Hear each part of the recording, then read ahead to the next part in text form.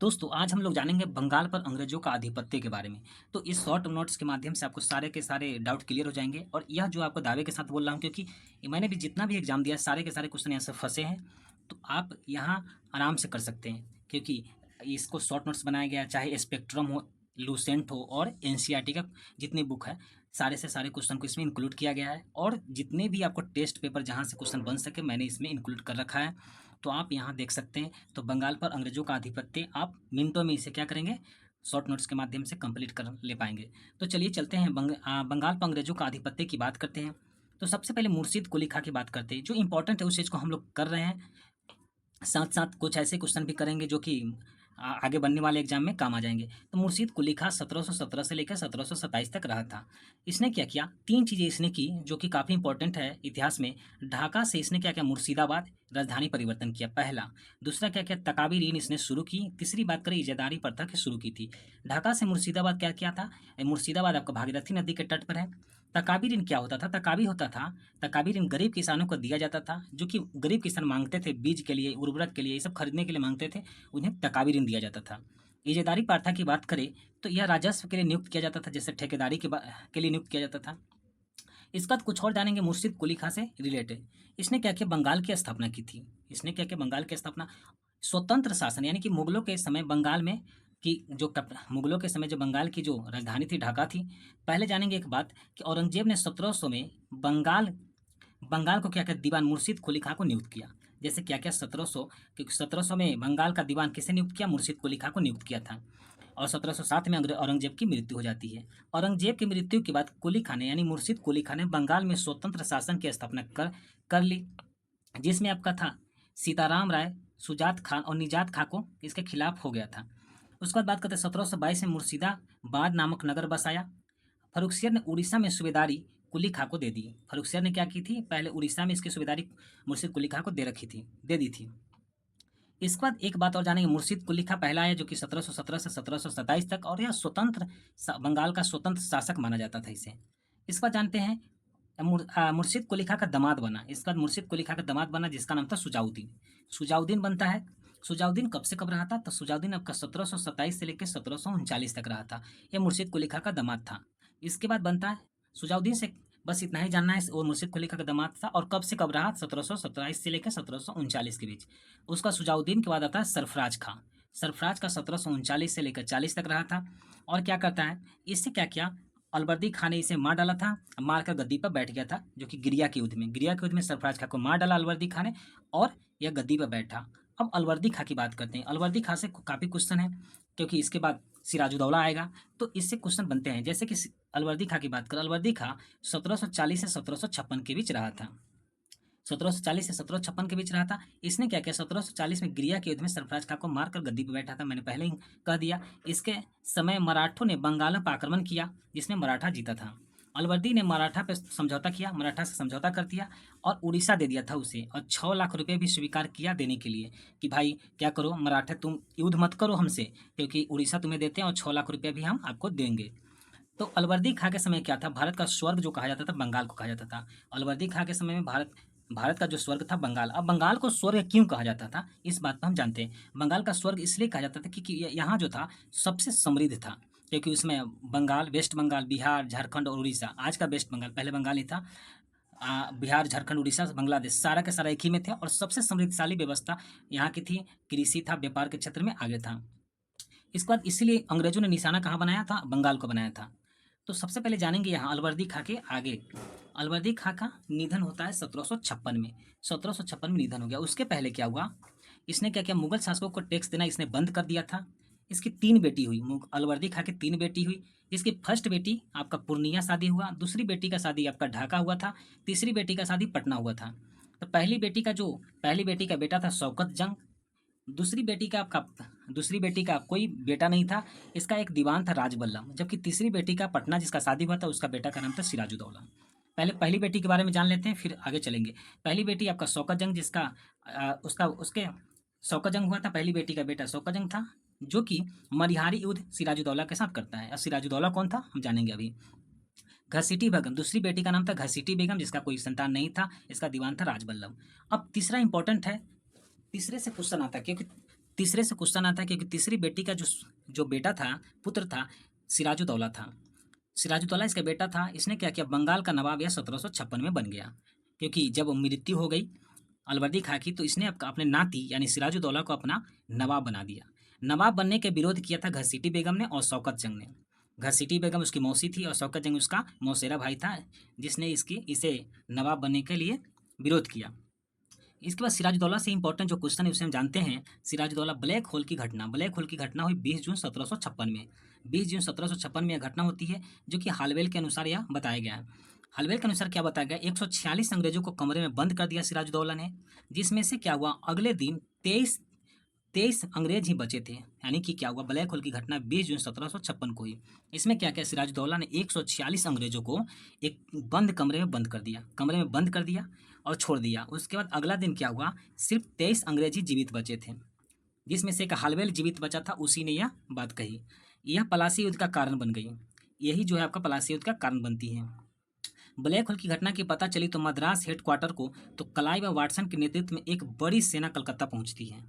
जब पता चली कि ब्लैक होल में आपको 146 अंग्रेजों को कमरे में बंद कर दिया गया है, जिसमें 23 अंग्रेज ही जीवित बचे, बाकी सब मर गए, तो वहाँ आपका जो मद्रास हेडक्वार्टर में क्लाइव और वाटसन में पता चला, तो उन्होंने क्या किया, एक सेना भेजी। कलकत्ता के प्रभारी मनिकचंद से समझौता करके कलकत्ता पर अधिकार कर लिया। इसके बाद बात करते हैं अलीवर्दी खां। अलीवर्दी खां ने क्या कहा था, अंग्रेजों की तुलना मधुमक्खी से किया है। जो इंपॉर्टेंट है, जहाँ से क्वेश्चन बनते हैं उसको हम ज़्यादा डीप करेंगे कि अलवर्दी खां अंग्रेजों की तुलना मधुमक्खी से की है। उन्होंने उन्हें न छेड़ा जाए तो शहद देगी, अगर छेड़ा जाए तो काट काट कर मार दे डालेगी। अलवर्दी खां ने क्या कहा था कि अगर अंग्रेजों की तुलना मधुमक्खी से है, क्योंकि अगर उन्हें नहीं छेड़ा जाएगा तो वो शहद देगी, अगर छेड़ा जाएगा तो काट काट कर मार डालेगी। सिराजुद्दौला अंग्रेजों की बात करते हैं। युद्ध का मुख्य कारण क्या था, फ्री पास। फ्री पास यानी दस्तक था। फोर्ट विलियम किले की किलेबंदी, क्योंकि जो अंग्रेज थे फोर्ट विलियम की किलेबंदी कर रहे थे, नवाबों के विरुद्ध वो षड्यंत्र कर रहे थे अंग्रेज लोग। उसका कासिम बाजार का निरीक्षण की अनुमति नहीं दे रहे थे उसके लिए। इसके बाद कुछ और चीज़ जान लेते हैं डिटेल से। सिराजुद्दौला और अंग्रेजों के बीच, सिराजुद्दौला को जब साजिश के बारे में जानकारी मिली, क्योंकि अंग्रेज वहाँ क्या कर रहा था, फोर्ट विलियम किले का निर्माण करवा रहा था, तो सिराजुद्दौला का जब इस साजिश के बारे में पता चली, तो उसने क्या किया, अंग्रेजों को फोर्ट विलियम के दीवारों के निर्माण कार्य रोकने का आदेश दिया कि भाई फोर्ट विलियम दीवारों का निर्माण क्यों करा रहे हो। तो उसने क्या किया, अंग्रेजों ने जवाब दिया कि फ्रांसीसी हमले के कारण मैं दीवारों की ऊंचाई बढ़ा रहा हूँ, कि फ्रांसीसी हमले नहीं करें। इसी कारण सिराजुद्दौला ने क्या किया, फोर्ट विलियम पर अटैक कर दिया और वहाँ से सारे अंग्रेजों को भगा दिया। अंग्रेज भाग के चल गए फुल्टा द्वीप पर। फुल्टा द्वीप कहाँ, अंडमान निकोबार के पास है। सेकंड क्या हुआ, सेकंड बार सिराजुद्दौला अंग्रेजों के बीच फिर से युद्ध हुआ। पुनः फोर्ट विलियम पर आक्रमण किया उसने, सिराजुद्दौला ने। यह आक्रमण सिराजुद्दौला ने किया। जब मद्रास में बैठे क्लाइव और वाटसन को पता चली कि भाई सिराजुद्दौला तो वहाँ तबाही मचा रखा है, कि बार बार यह फोर्ट विलियम पर आक्रमण कर रहा है, तो उसने क्या किया, मद्रास में बैठे क्लाइव वाटसन को पता चला, इसने कोलकाता भेज दिया सारे सैनिक टुकड़ी को। जब कलकत्ता या टुकड़ी को भेज दिया, तो इसके बाद अंग्रेज भी सहम गए थे कि भाई सिराजुद्दौला अगला कदम क्या उठाने वाला है, और उसका अंग्रेज भी सहमे थे और सिराजुद्दौला भी आपका सहमे थे, क्योंकि वाटसन और क्लाइव के नेतृत्व में सैन्य बड़ा सा टुकड़ी लेकर आपका पहुंच गए थे बंगाल। इसके बाद क्या क्या सोचा, दोनों ही संधि करने में फायदा है, तो दोनों ने क्या किया, मिलकर संधि कर ली। इसके बाद दोनों ने संधि कर ली, जिस संधि का नाम था अलीनगर की संधि। अलीनगर की संधि की और इसका प्रभार बना दिया इसका मनिकचंद्र को। कोलकाता का नाम बदल दिया गया और उसमें नाम रख दिया अलीनगर। प्रभार सपा मनिकचंद को, और कोलकाता का नया नाम बदल के रख दिया अलीनगर। इसके बाद अलीनगर की संधि। अलीनगर की संधि आपका 9 फरवरी 1797 में होती है। अंग्रेजों के पुराने व्यापारिक अधिकार वापस मिल गए। इस अलीनगर की संधि के तहत अंग्रेजों को जो है पुराने व्यापारिक अधिकार वापस मिल गए। फोर्ट विलियम के किलेबंदी का अधिकार भी नहीं मिल गया कि जाओ फोर्ट विलियम किलेबंदी करो, सिराजुद्दौला ने अधिकार उसे दे दिया। सिराजुद्दौला फोर्ट विलियम पर आक्रमण करने के दौरान जो भी हानि हुई थी, यहाँ सिराजुद्दौला भी सहमत थे, तो इसने क्या किया, कहा कि भाई जो भी तुम्हारा हम आक्रमण किए थे, जो भी तुम्हारा हानि हुआ है उसकी हम भरपाई करेंगे। और सिराजुद्दौला ने क्या किया, इसकी भरपाई की। फर्रुखसियर के द्वारा दिए गए व्यापारिक अधिकार को फिर से बहाल करवाने की घोषणा की थी। जो फर्रुखसियर ने जो मैग्ना कार्टा जिसे कहा गया था, उस अधिकार को फिर से बहाल कराने की घोषणा की। इसके बाद हो जाती है प्लासी का युद्ध। फिर भी अंग्रेज इतना पर नहीं माने, अंग्रेजों ने इतना पे नहीं माने, तो उन्होंने क्या किया, प्लासी का युद्ध हुआ। प्लासी का युद्ध हुआ 23 जून 1757 को। यह वेस्ट बंगाल यानी कि आज का वेस्ट बंगाल है, यानी कि बंगाल नदिया जिले जो कि भागीरथी नदी के तट पे है, वहाँ हुई थी। इस समय शासनकाल था आलमगीर द्वितीय के, क्योंकि यहाँ से क्वेश्चन पूछता है कि प्लासी के युद्ध के समय किसका शासनकाल चल रहा था, तो आलमगीर द्वितीय का शासनकाल चल रहा था। यह युद्ध जो चला था कुछ घंटों का ही समाप्त हो गया था, क्योंकि इसमें क्योंकि इसमें क्या था, सिराजुद्दौला का क्या किया था, इसने धोखा दिया था, उसके ही सेनापति ने उसे धोखा दिया। इसमें प्लासी युद्ध हुआ था अंग्रेज और सिराजुद्दौला के बीच। इसमें क्या क्या, अंग्रेज जीतता है और सिराजुद्दौला हार जाता है। इसका मेन कारण था फ्री पास का दुरुपयोग किया जा रहा था, इस वजह से अंग्रेज अपने पक्ष में कर लिया था। सिराजुद्दौला के मीर जाफर जो था सेनापति था, सिराजुद्दौला के सेनापति मीर जाफर था, जिसका दूसरा नाम मीर बख्शी भी था। राय दुर्लभ जो कि सेना अधिकारी था, अमीर चंद जो कि व्यापारी था, मनिक चंद जो कि कलकत्ता का प्रभारी पहले ही बना रखा था उसे, तो कलकत्ता का प्रभारी था, और जगत सेठ। इसने क्या किया, सिराजुद्दौला के साथ गजदारी करता है और अंग्रेजों में जाके मिल जाता है। सिराजुद्दौला बेचारा, इसके साथ मोहन सिंह और मीर मदान, ये छोटी सी सेना थी, लेकिन इन्होंने क्या क्या संघर्ष करती रही और सिराजुद्दौला को अंतिम अंतिम अंतिम तक क्या क्या साथ दिया। लेकिन मीर जाफर, राय दुर्लभ, अमित चंद, मनिक चंद, जगत सेठ ने इसका क्या किया था, इसके साथ धोखा किया था सिराजुद्दौला के साथ। उसके बाद क्या किया, षड्यंत्र के तहत सिराजुद्दौला की युद्ध भूमि से बाहर भेज दिया गया। क्या किया मीर जाफर ने, क्या किया, मीर जाफर उसका सेनापति था सिराजुद्दौला का, इसने क्या किया, सिराजुद्दौला की युद्ध भूमि से बाहर भेज दिया। और कुछ देर के बाद मीर जाफर के पुत्र मीरन ने इसकी हत्या कर दी।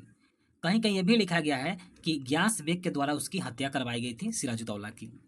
अब यहाँ से सिराजुद्दौला का चैप्टर इंड हो जाता है, क्योंकि सिराजुद्दौला को धोखेधड़ी का शिकार हुए और उन्हें मार दिया गया। दूसरा बात चलते हैं मिर्जाफर। मिर्जाफर जिसने धोखा दिया था, इस मिर्जाफर को बनाया गया वहाँ का 1757 से 60 तक ये रहा था वहाँ का शासक। इसने क्या किया, मिर्जाफर 2,23,400 रुपये और 24 परगना 24 परगना क्लाइव को दे दिया, रॉबर्ट क्लाइव को दे दिया। उसके बाद क्या क्या, इसे रॉबर्ट क्लाइव का गिदर कहा जाता है, क्योंकि ये गिदर है, भौंकने वाला, उसके जो बोलेगा वही करेगा। तो मिर्जाफर क्या है, रॉबर्ट क्लाइव का गिदर है, जो बोलेगा वो करेगा।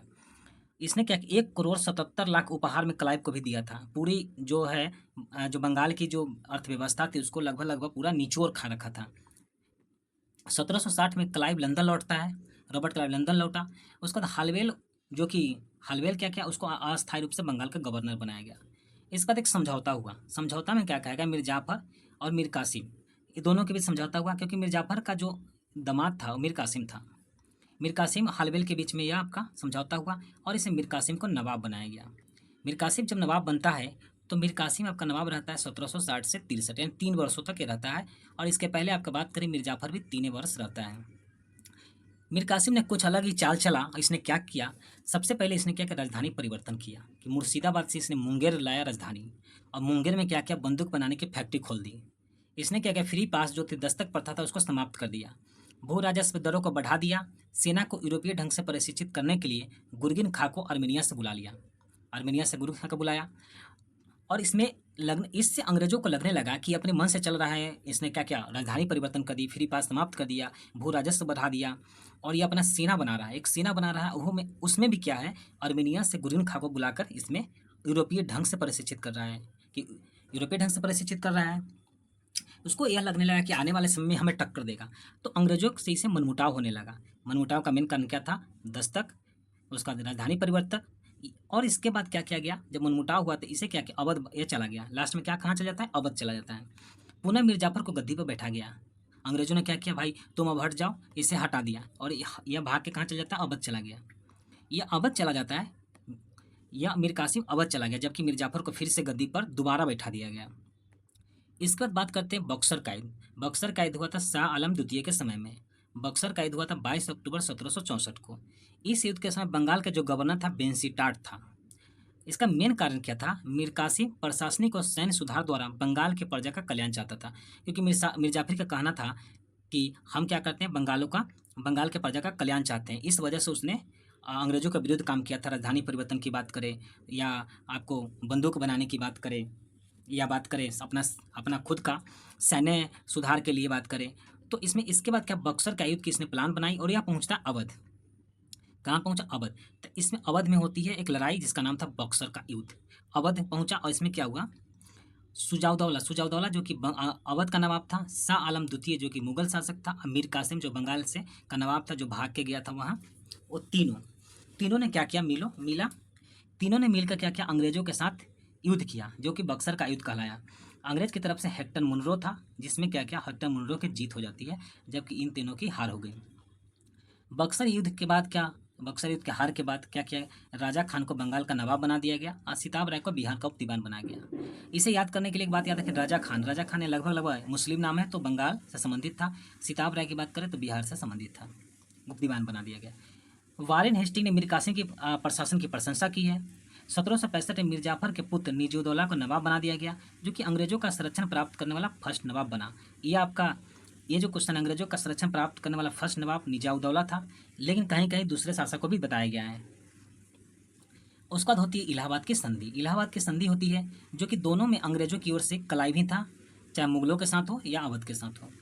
उसका सबसे पहले जान लेते हैं मुगलों के साथ कब हुआ। मुगलों के साथ हुआ 12 अगस्त 1765 को, जबकि अवध के साथ 16 अगस्त में, 4 दिन के बाद अवध के साथ होता है। यहाँ आपका मुगलों के साथ जो हुआ, शाह आलम द्वितीय ने बंगाल बिहार उड़ीसा के दीवानी अधिकार अंग्रेजों को सौंप दी और इसमें टैक्स वसूलने का अधिकार अंग्रेजों को दे दी। भाई तुम टैक्स वसूलो, बंगाल बिहार उड़ीसा में तुम्हारा दीवानी उसे दे दिया और टैक्स वसूलने का अधिकार दे दिया गया। दीवानी अधिकार मिलने के बाद इसने क्या, खासी जनजाति के संपर्क में आ गया। उसके बाद क्या किया, कंपनी द्वारा दिया गया 26 लाख रुपए वार्षिक शाह आलम द्वितीय को दिया, शाह आलम द्वितीय को, और निजामत व्यय के रूप में 53 लाख रुपए दिया। बाद में वारेन हेस्टिंग ने इसे पेंशन देना भी बंद कर दिया था। ये जो 26 लाख रुपए वार्षिक जो था और शाह आलम द्वितीय को 53 लाख रुपए था, इसे वारेन हेस्टिंग बाद में जाके पेंशन देना बंद कर देता है। जबकि अवध की बात करें, अवध छोटा शासन था, शासक था अवध का, तो सुजाउद्दौला कलाब के बीच में इसमें हुआ था ये संधि। अवध के नवाब ने क्या किया, करा और इलाहाबाद के जिले मुगल सम्राट को दे दिया। इसने क्या किया, मुगल सम्राट को दे दिया। और अंग्रेजों ने अवध नवाब से लेकर मुगल को दे दिया। अंग्रेज ने क्या किया, अवध लेके और उसके मुगल को दे दिया। अवध ने दिया 50 लाख रुपए क्षतिपूर्ति के लिए, जो भी युद्ध में क्षतिपूर्ति हुआ उसके लिए 50 लाख रुपए देता है। अवध में कंपनी को बिना चुंगी दिए व्यापार करने का अधिकार इसे दे दिया गया। इसके बाद आता है द्वैध शासन। द्वैध शासन पद्धति शुरू हुई थी 1765 से लेकर 1772 में। काफ़ी बार क्वेश्चन पूछा गया, इंपॉर्टेंट क्वेश्चन है VVI। तो यह द्वैध शासन पद्धति रॉबर्ट क्लाइव ने शुरू किया था। जबकि द्वैध शासन के जनक की बात करें तो यह लियोनिस कार्टिस था। द्वैध शासन आपका शुरू हुआ था आपका 1765 में, क्लाइव ने शुरू किया था, लेकिन द्वैध शासन को जो अंत किया था वह वारेन हेस्टिंग ने 1772 ईस्वी में खत्म किया था। इसमें द्वैध शासन राजस्व मिला था भारतीय लोगों को और राजस्व मिला अंग्रेजों को। बंगाल का जो अंतिम नवाब की बात करें तो मुबारक उद्दौला था। इस बाद अवध की बात करते हैं। अवध का स्वतंत्र शासक की स्थापना सादत खान ने किया था। मोहम्मद सारंगीला के समय ये आपका किया गया था। 1722 में ईस्वी में सादत खान ने बुरहान उल मुल्क की उपाधि धारण की थी। उसके बाद सादत खां इसने राजधानी फैजाबाद को बनाकर अवध में शासन प्रशासन किया था। 1739 में नादिर शाह जब दिल्ली पर आक्रमण कर रहा था तो मोहम्मद सारंगीला ने सादत खां को नादिर शाह से लड़ने के लिए बुलाया, लेकिन क्या किया, सादत खां ने आत्महत्या कर लिया 1739 में। होता क्या है कि जब स्वतंत्र शासक सादत खां था, वह क्या था, मोहम्मद सारंगीला उस समय मुगल सम्राट था, तो इसने क्या किया, सादत खां को बुरहानुल मुल्क की उपाधि भी रंगीला नहीं दिया था। सादत खां की बात करें, सादत खां इसने क्या किया, फैजाबाद को राजधानी बनाया, फैजाबाद को अवध में शासन प्रशासन का काम किया। नादिर शाह जब 1739 में आक्रमण किया दिल्ली पर, तो मोहम्मद सारंगीला ने क्या कहा कि सादत खां तुम यहाँ आओ, यहाँ नादिर शाह से लड़ना है, लेकिन सादत खां ने आत्महत्या कर लिया 1739 में। सादत खां का उत्तराधिकारी बना उसी का दामाद था सफदरजंग। सफदरजंग का ऐसे मूल नाम था अबुल मंसूर खां। इसके समय मोहम्मद शाह का निधन हो गया 1748 में। अगला जो मुगल बादशाह बना वो बना था अहमद शाह। अहमद शाह ने इसे सफदरजंग को वजीर बना दिया, जिस कारण इसे नवाब वजीर कहते हैं। नवाब वजीर यानी किसे कहते हैं, सफदरजंग को आपका नवाब वजीर के नाम से जाना जाता है। 1754 में सफदरजंग का निधन हो जाता है और अगला नवाब बना सुजाउद्दौला बना। इसी के समय पानीपत का तृतीय युद्ध हुआ था। इसने अहमद शाह अब्दाली के साथ या अफगानी जो शासक था उसका साथ दिया था। सुजाउद्दौला ने किसका साथ दिया था, अहमद शाह अब्दाली का साथ दिया था पानीपत के तृतीय युद्ध में। बक्सर का युद्ध भी इसी के टाइम में हुआ था, सुजाउद्दौला, क्योंकि सुजाउद्दौला ने ही बक्सर से इसका नेतृत्व कर रहा था। बक्सर से सुजाउद्दौला था, यानी अभी हम लोग जाना सुजाउद्दौला क्या था, अवध की तरफ से था बक्सर के युद्ध में, अवध की तरफ से बक्सर के युद्ध में था इसने। इसके बाद अगला नवाब बना आसफ उदौला। आसफ उदौला की बात करते हैं, अगला नवाब बनता है और इसने राजधानी आपकी बनाई फैजाबाद से लखनऊ ये लाया। आसफ उदौला जो था फैजाबाद से इसने लखनऊ राजधानी लाता है। और जो आपका लखनऊ में बड़ा इमामबाड़ा है, बड़ा इमामबाड़ा की बात करें उसमें, जिसमें भूल भुलैया की बात करते हैं, तो बड़ा इमामबाड़ा भी किसने बनाया, तो आसफ उदौला ने बनाया लखनऊ में। जबकि छोटे इमामबाड़ा जो लखनऊ में है उसको बनाया था अली शाह ने, मोहम्मद अली शाह ने। और इस तरह से अवध कांति नवाब वाजिद अली शाह बनते हैं, जो कि स्वतंत्र शासक बने, और हम उसके बारे में पढ़ चुके पहले ही वाजिद अली शाह के बारे में। लेकिन डलहौजी ने क्या किया, 1856 में जेम्स आउटरम की रिपोर्ट को आधार मानते हुए अवध को कुशासन के आरोप लगाकर वाजिद अली शाह को गद्दी से हटा दिया। इसी विरोध में वाजिद अली शाह की पत्नी बेगम हजरत महल ने 1857 के विरोध में अवध और लखनऊ से भाग ली थी। तो इस तरह से हम लोग ने अवध तक कंप्लीट कर लिया। उसके बाद चलते हैं हैदराबाद। हैदराबाद क्या था, मोहम्मद शाह रंगीला के समय में क्या 1724 में हैदराबाद स्वतंत्र शासक की स्थापना निजामुल मुल्क ने किया। इसका मूल नाम था चिनकिलिज खां, जो कि आसफ जाही वंश से रिलेटेड था। मोहम्मद शाह रंगीला ने इसे निजामुल मुल्क की उपाधि, निजामुल मुल्क को आसफ जाह की उपाधि दिया था। आसफ जाह की उपाधि दिया था, कौन दिया था, रंगीला ने इसे आसफ जाह की उपाधि दिया था। लेकिन निजामुल मुल्क का मूल नाम जो था चिनकिलिज खां था। इसके बाद जानते हैं इसी में हुआ था आपका शुकर खेरा या शंकर खेरा का युद्ध।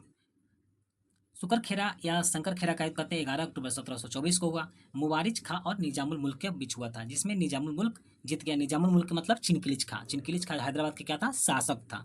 ये इसकी जीत होती है। जबकि मुबारिज खां क्या था, रंगीला का प्रतिनिधित्व कर रहा था यहाँ पे। जीत के बाद रंगीला ने इसे दक्कन का वायसराय नियुक्त कर दिया था। इसको जानते हैं पालखेरा का युद्ध। पालखेरा का युद्ध हुआ था 1728 में हैदराबाद के निजाम और मराठा पेशवा बाजीराव फर्स्ट के साथ हुआ था, जिसमें हैदराबाद निजाम के यहाँ हार होती है और मराठा की जीत हो गई। इसमें एक संधि हुई, संधि का नाम था मुंशी शिवगांव की संधि। मुंशी शिवगांव की संधि के तहत क्या किया, निजाम ने मराठों को चौथा सरदेशी देना क्या किया, स्वीकार कर लिया। इसके बाद जानते हैं हैदराबाद का निजाम। इसने सहायक संधि स्वीकार करने में, हैदराबाद के निजाम के बारे में कुछ और जान लेते हैं। सहायक संधि स्वीकार करने वाला फर्स्ट देसी रियासत था हैदराबाद। 1798 में इसने सहायक संधि स्वीकार कर रखी थी की थी। आज़ादी के समय क्षेत्र के आधार पर सबसे बड़ा देसी रियासत जो था हैदराबाद था। आज़ादी के समय सबसे बड़ा जो देसी रियासत था वो हैदराबाद था। उसके बाद कहते हैं हैदराबाद को पुलिस कार्रवाई ऑपरेशन पोलो के या ऑपरेशन कैपर पिलर के तहत भारत में मिलाया गया था। हैदराबाद के निजाम उल मुल्क का निधन 1748 में हो गई। इसके बाद हम आगे चलेंगे गवर्नर जनरल। गवर्नर जनरल से कुछ जानेंगे। गवर्नर जनरल को याद करने का सबसे अच्छा ट्रिक यहाँ पे है, सबसे अच्छा ट्रिक है यहाँ या KHBK। के से क्लाइव, एच से वारेन हेस्टिंग, बी से बेंटिंग, के से कैनिंग। KHBK। के से क्लाइव मतलब फर्स्ट बंगाल का गवर्नर था जो 1797 में बना। वारेन हेस्टिंग फर्स्ट बंगाल का गवर्नर जनरल बना, गवर्नर से गवर्नर जनरल बना 1773 में। बेंटिंग की बात करें, भारत का प्रथम गवर्नर, भारत का यानी बंगाल यहाँ से खत्म हो गया, बंगाल के बाद यहाँ भारत हो गया। भारत का प्रथम गवर्नर जनरल बना विलियम बेंटिंग 1833 में। जबकि कैनिंग की बात करें, अंतिम गवर्नर जनरल बना और प्रथम वायसराय बना 1858 को। इसके बाद जानते हैं हम सहायक संधि। सहायक संधि के बारे में जान लेते हैं। सहायक संधि सबसे पहले सहायक संधि को दिया था, यह शब्द दिया था डुप्ले ने। सहायक संधि शब्द दिया था डुप्ले ने, लेकिन इसे लागू करने का काम किया था वेलेजली ने 1798 से 1805 तक। वेलेजली का सहायक संधि क्या था, थोड़ा जानेंगे। तो सहायक संधि स्वीकार करने वाला अंग्रेजों की एक टुकड़ी को रखता था, जिसका खर्चा उसी राज्य को देना होता था। मतलब अंग्रेज की टुकड़ी खुद हम रखेंगे और उसका जितना खर्चा होगा हम ही को देना पड़ेगा। भाई बदले में मिलेगा क्या, बदले में यह मिलेगा कि अगर कोई विदेशी नीति, अगर कोई आप पे आक्रमण करता है तो उसमें क्या, देसी राज विदेशी नीति को कंपनी को सौंप देता था। कंपनी के बिना अनुमति के युद्ध में दोस्ती नहीं कर सकते। यानी कि सहायक संधि में था कि आपको सेना भी रखना है, उसका खर्च भी देना है और क्या करना, विदेश नीति को कंपनी सौंप देता था। अब कंपनी के बिना अनुमति के आप किसी भी युद्ध में दोस्ती नहीं कर सकते, साथ नहीं दे सकते। युद्ध आक्रमण से सुरक्षा की गारंटी देता था, बस इतना ही काम था। यानी कि आप क्या करो, आप सहायक संधि स्वीकार करो, सैन्य टुकड़ी रखो, उसका सारा खर्चा तुम ही दो। उसके बाद क्या करो, किसी भी के साथ, किसी कंपनी के मेरे बिना अनुमति के किसी के साथ दोस्ती नहीं करना है, कोई युद्ध में भाग नहीं लेना है। अंग्रेजों का कहना यह था। भाई बदले में मिलेगा क्या, बदले में सिर्फ यही मिलेगा आपको, ऊँट के मुँह में जीरा, युद्ध आक्रमण से सुरक्षा की गारंटी, बस इतना ही मिलेगा। युद्ध आक्रमण से सुरक्षा की गारंटी कि कोई अगर युद्ध करता है तो हम उसका सुरक्षा देते हैं, हम आपको उसकी सुरक्षा की गारंटी देते हैं, इसके अलावा कुछ नहीं। अब जान लेते हैं इसे याद करने का ट्रिक के माध्यम से याद करेंगे। जैसे यहाँ पे सहायक संधि स्वीकार करने वाले कौन से क्रम को याद करेंगे, सहायक संधि स्वीकार कौन कौन से कब ईस्वी में किए थे, तो इसे याद रखें HMT APBS। एच से हैदराबाद 1798, एम से मैसूर 1799, तंजौर 1799, ए से अवध 1801, पी से पेशवा 1802, बी से बक्सर 1803, ए से सिंधिया 1804 में। तो हम इस क्रम से याद रख सकते हैं HMT APBS। ऐसे याद कर लेंगे, याद हो जाएगा। हैदराबाद यहाँ आपका एक ही साल में ऐसे याद करेंगे। 98, 99, 99, दो गो 99 है। 98, 99, 1801, एगो बीच में गायब है। 98, 99, 99, 1 2 3 4, यानी 1 2 3 4, 1801 2 3 4, 1801 2 3 4, या 1798, 99, 99, 1798, 99, 99, उसके बाद 1 2 3 4, ऐसे याद कर लेंगे। उसके बाद डलहौजी, यहीं पे जान लेते हैं विलय, कि डलहौजी द्वारा राज्यों का जो विलय किया गया था 1848 से 56 के बीच में, उसे हम याद कर लेंगे इसी क्रम में। इसको याद करने का तरीका है सजैस बहुझान, सजैस बहुझान। स से सतारा, सतारा आपका 1748 में, जय से जैयत को 49 में, 49 में संभलपुर में, बघात 1850 में, 51 इसमें नहीं होगा, 52 में आपका उदयपुर, 53 में झांसी, और ना से नागपुर 1854 में। अब इसे भी थोड़ा सा याद ऐसे रखेंगे, जैसे याद रखेंगे सजैस बहुझान, सजैस बहुझान। अब याद कैसे करना है, तो यहाँ होगा आपका 48, 49, 49, 50, इसमें एक गायब है, यानी कि इसमें यहाँ गायब थे, यहाँ इसमें यहाँ गायब है, तो यहाँ पे एक गायब है, 51, उसका 2 3 4, 2 3 4, एक गायब है, इसमें इसमें 0 गायब है, ऐसे याद कर सकते हैं। 1856 में अवध को कुशासन के आधार पर आरोप या आरोप लगाकर क्या किया गया, कुशासन के आरोप लगाकर इसे हड़प लिया गया 1856 में, जिसमें वाजिद अली शाह को। उसके बाद कुछ जान लेते हैं रेलवे का विकास। रेलवे का विकास आपका 1848 से 56 के बीच हुआ था। प्रथम रेल जो चली थी मुंबई से ठाणे के बीच चली थी, जो कि 16 अप्रैल 1853 में, इसमें 34 किलोमीटर चली थी। दूसरा चली थी कोलकाता से रानीगंज। स्वेज नहर निर्माण की बात करते हैं। स्वेज नहर निर्माण से क्या फ़ायदा हुआ, तो स्वेज नहर निर्माण 1869 में ही गांधी जी का जन्म भी हुआ था। उसी वर्ष स्वेज नहर का निर्माण भी हुआ। रेलवे विकास का सेकेंड टर्निंग पॉइंट जो आया था इसी समय में आया था, क्योंकि स्वेज नहर के निर्माण के कारण यूरोप और भारत की जो दूरी हो गई थी 1/3 हो गई थी, लगभग 7,000 किलोमीटर कम हो गई थी अगर यह स्वेज नहर के विकास से। ये स्वेज नहर कहाँ है, मिस्र में है, स्वेज प्रांत में है। इसके बाद जानते हैं स्वेज नहर का निर्माण 1859 से लेकर 69 के बीच हुई थी।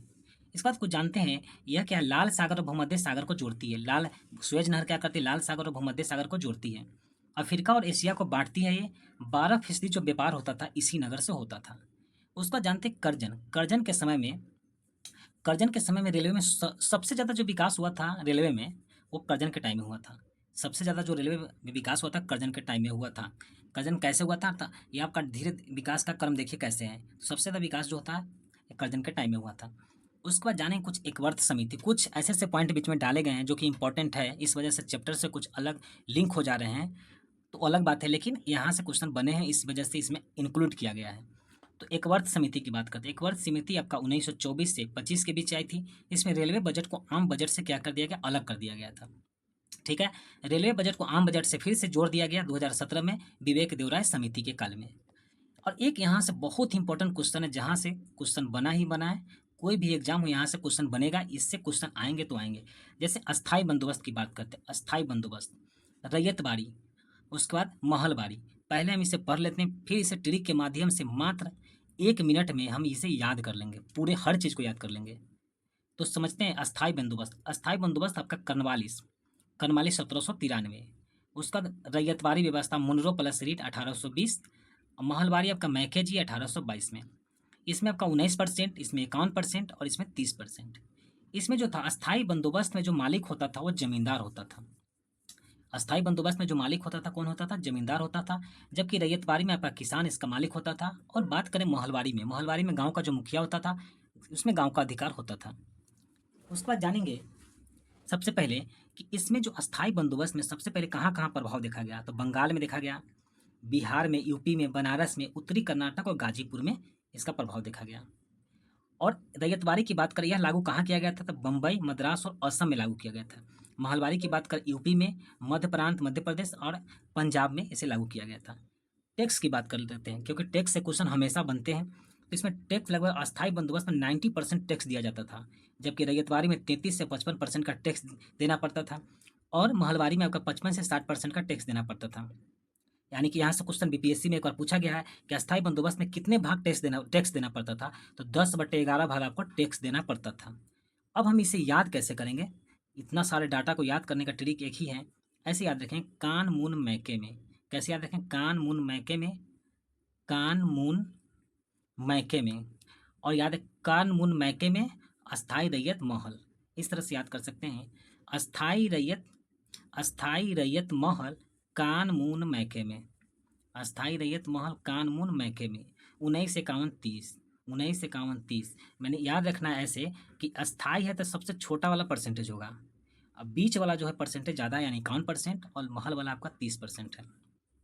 पहले में जमींदार हुआ करता था, उसके बाद किसान को बना दिया गया, फिर गांव का मुखिया। ऐसे जानेंगे सबसे अमीर कौन होता है, जमींदार, तो सबसे पहले उसको कर लेंगे, फिर उसका नीचे होता है किसान, उसके नीचे होता है गांव का मुखिया, यानी गांव के लोग जो काम करने वाले होते हैं। इस तरह से याद कर सकते हैं। टैक्स की बात करें 90%, 90 का आधा कर ले तो 30% लगभग हो, 30%, तो यहाँ 33% याद रखेंगे, और यहाँ 55 से 60% याद रखेंगे।